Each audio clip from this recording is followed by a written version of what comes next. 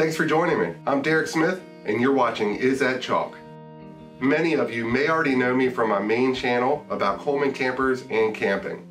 If you do, you know that I love to do and share art. This brings us to today's artwork. Behind me is a finished piece that I'll show you how to create with sidewalk chalks.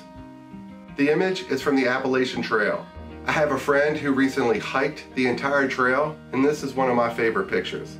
As a lot of my work in art already ties into the outdoor lifestyle, I thought it'd be a perfect one to start the channel with. Let's get started. The first thing we want to do is set the center of our picture. So just find the center of your board. This is going to be a long walk into the forest. So I'm going to set my center line right there. Now we want to go ahead and rough in the details of our picture. So same color, very neutral gray. Just draw what you see. And remember, this is your world. Doesn't have to look exactly like the picture. You can change things up, add, subtract things, whatever you want to do. It's your art. When you're drawing trees, don't draw them straight. They always have a little bit of a bend and twist. Don't be afraid to turn your chalk. Use the front, use the side, keep turning it. And we're just suggesting those trees in now, because the next step is going to be to add a background. Start with a bright yellow.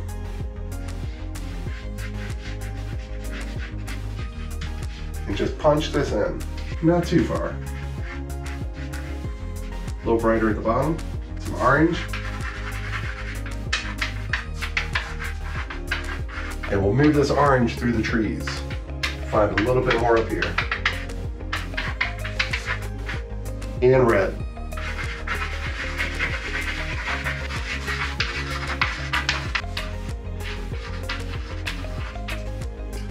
For the top of the skies, you can't go wrong with blue or purples.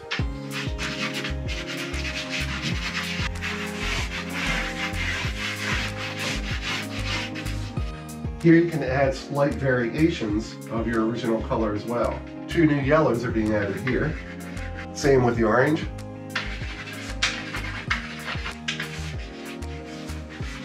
Take that orange up a little higher. Some more red. And finally purple. And we'll go ahead and add a dark blue to the top as well.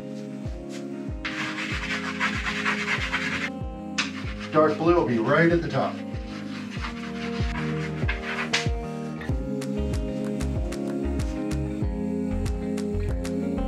And here's one of my favorite parts, blending.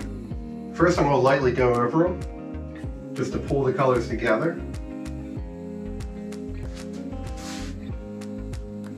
Work in small spots. And don't worry that you're going over the suggested trees in the background. I'll show you how we're going to deal with them next.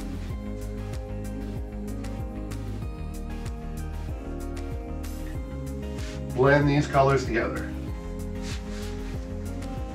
Now if you're happy with your sky the way it is like this, leave it. But you can continue to add.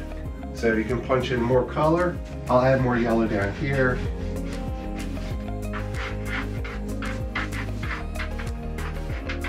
And some more orange.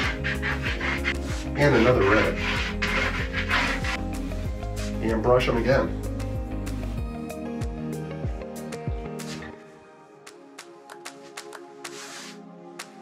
This step I'm using the side of the brush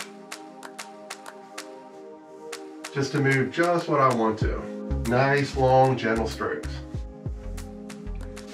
I just changed the lighting a little bit. I saw that one LED up there was putting a bad glare. All right, let's draw some trees. For this, I'm just going to use a microfiber towel, and I'll find a clean spot. I just used this one to erase the previous artwork, but I rinsed it out. Here's a good clean spot. I'm just going to use the wet towel to put the trees back into the picture. Remember, kind of make them random.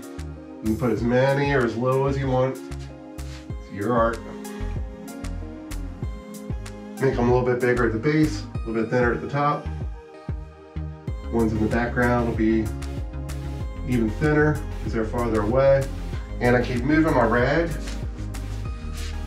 to get cleaner spots. And on this side of the picture, there's a huge tree growing over here. So this This monster tree is going to go right there. Time to add some foreground color. We'll be using greens and grays.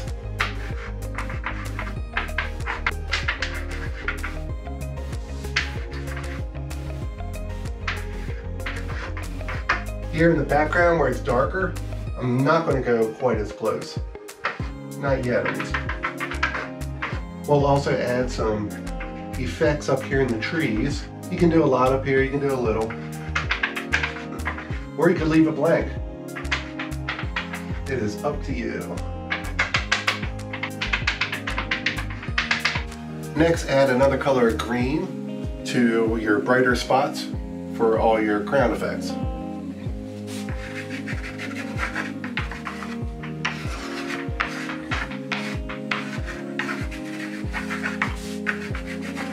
Make sure you're leaving these negative areas.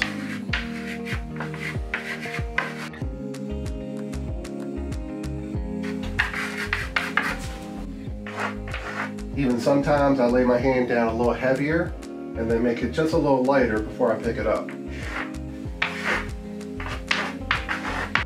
All right, on a board this big, step back, take a look. All right, I'm okay with that. We'll add some of this green up here into the trees.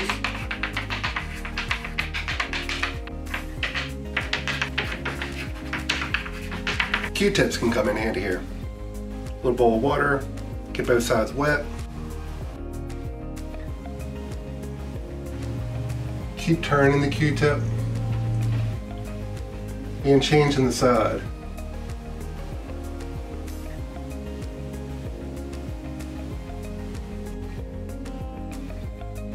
We'll just get some more shadows in these areas.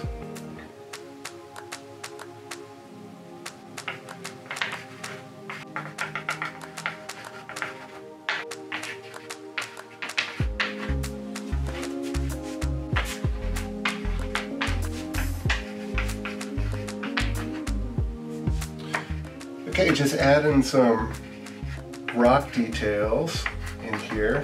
All right, we got our paths adjusted in and the greens brightened up. And it's time to introduce some more colors. So always best to start dark and go bright. We'll start to add brighter greens and yellows now.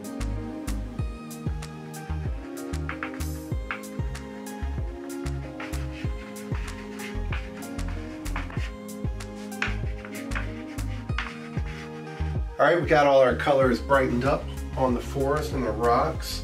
We'll go ahead and brighten these rocks. So just push them on there. Brighten up little spots on the small ones in the background. Bigger spots on the larger in the foreground.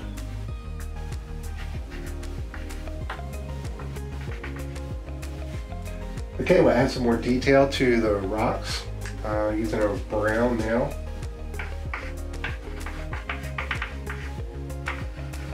Put some more color into them and around them.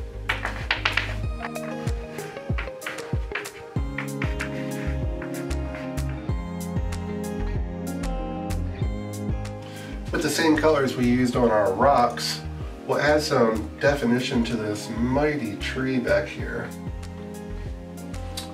And first I'll just use a long piece of brown. Push it a little harder on the front, drag in the back.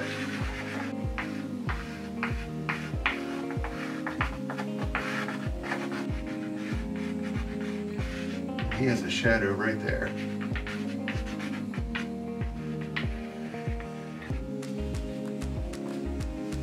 Adding some yellows.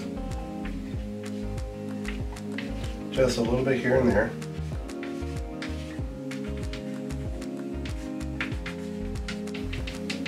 These leaves will get the same effect. Just right up through the center. This tree will be catching the light on this side.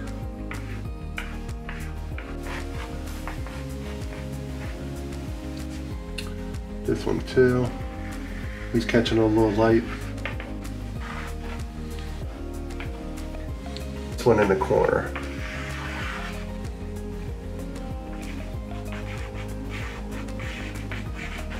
Just random lines up and down the trees. At this distance, gives the impression of bark.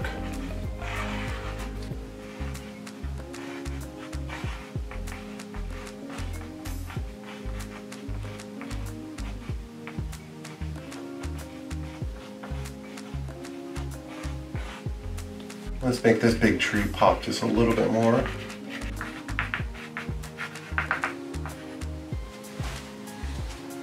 Add some more highlights to the rocks.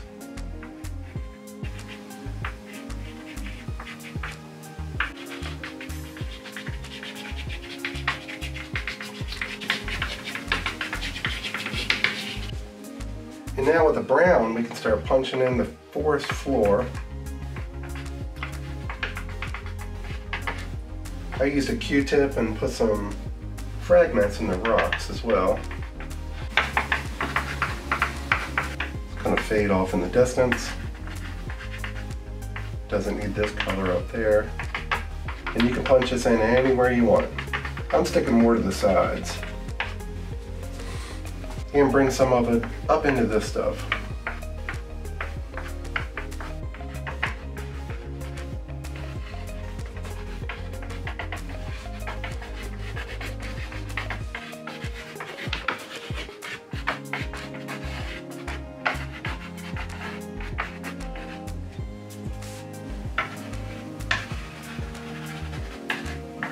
And it's all done. Thank you very much for watching. Please subscribe, smash that notification bell, and give the video a thumbs up. I'll see you for the next drawing.